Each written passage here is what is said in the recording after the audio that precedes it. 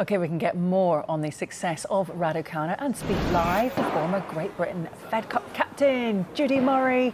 Hi there, Judy. You're in Edinburgh today. You don't stop, do you? Tell us what you're up to. No, I don't stop very often, but yeah, I'm in Edinburgh and I've been helping to showcase paddle tennis to the Scottish media. Paddle, if you don't know what that is, it's a kind of hybrid between tennis and squash. It's the fastest growing sport in the UK, and I think it originated in Spain, where it is the second biggest participation sport behind football, with about 6 or 7 million people playing it. So it's making its way over here, and hopefully it's making its way up to Scotland too. Yeah, wow. Goodness me, the fastest growing sport in the world. It's actually something Andy's very passionate about, isn't it? Do you think can it help increase the number of people that could potentially take up tennis in the UK? Yeah, I think it definitely can. I mean, Andy is an investor in paddle. He believes in it enormously. When he was training in Spain way back, 2002 was when we saw our first paddle court and where he first had a go at it. But I think it's a great addition to tennis and sports clubs, but it's also, you know, it's a smaller court. It makes hitting a ball over a net more sociable, more doable. There are walls around it and a cover over the top of it so you can play all year round. The ball can hit off the wall, so you're not spending endless time picking the ball up and starting again. So it is much more it's much more doable, I think, than starter tennis. So I think it's great for getting a racket in people's hands and getting them started off. And it's also great for those who are maybe less able, or maybe where the tennis court is too big and physically challenging for them. They can now come down and still compete and play for fun on a paddle tennis court. OK, so anyone at home, look up paddle tennis, go and give it a go. I tell you, obviously, we want to talk about Raducanu winning the US Open. Another reason why everyone's been talking about tennis right now, and more people picking up a racket, which is great to see. A qualifier winning the Grand Slam without dropping a set at the age of just 18. How special was that, and how far do you think she can now go? Well, it's an incredible achievement.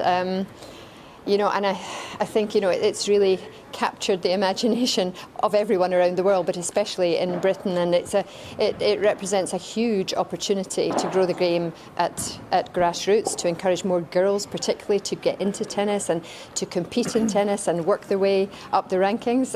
It literally was the fairy tale in New York, and I'm sure she has a very, very bright future ahead of her.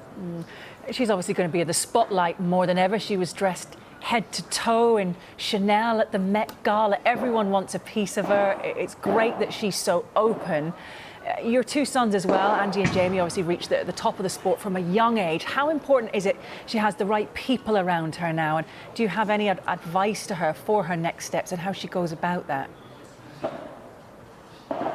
I think there's plenty of people giving her advice right now, and you know, I'm not one to wade in and do that. I would just say that you know, you hope that she will have calm, sensible people around her that allow her to be an 18-year-old girl and keep that balance that she has been able to have between education and a social and family life, as well as the tennis. But I think she has a very mature head on her shoulders, and as I said, a very bright future ahead of her.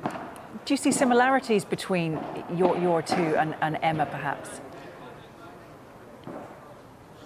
I think that, you know, what it made me think of was when Andy kind of burst onto the scene at Wimbledon in 2005, when he made the third round unexpectedly and found himself 2 sets up against David Nalbandian, who was then the world number 4. And I think, you know, all of us around him, but no less him, we had a taste of what life in the public eye was going to be like. And I would say that was really the moment that probably his life changed, and our lives around him changed as well. You know, you suddenly public property, and certainly Emma will find that, and you have to find a way to deal with that. So I hope that everybody gives her space, and that it doesn't overwhelm her. Yeah, and I'm sure she'll just really enjoy it as well.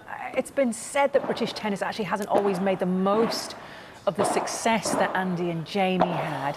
How big an opportunity is Emma's success now for tennis in the UK, and actually particularly women's tennis?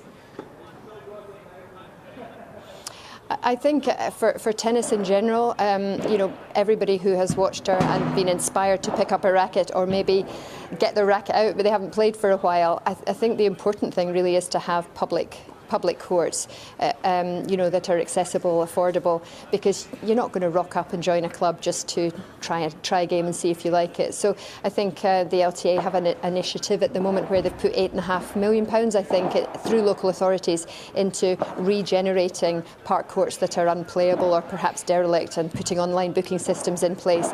And they're looking for the government to match that, to create a £17 million pot, which obviously makes things go a lot further. But I think that is one of the keys. I think very few state schools have courts nowadays, so public places to play, to me, are incredibly important, and delighted to see that investment going on. But for girls in general, it's an incredible opportunity to really open our sport up to girls and inspire girls, not just to play, not just to compete, perhaps to coach, but actually to be leaders. They can see that what working hard, work ethic, maximising your talent, you can see all that shining through from Emma. So I think, again, what she's done represents a huge opportunity for more women and girls to get involved in our sport across the UK.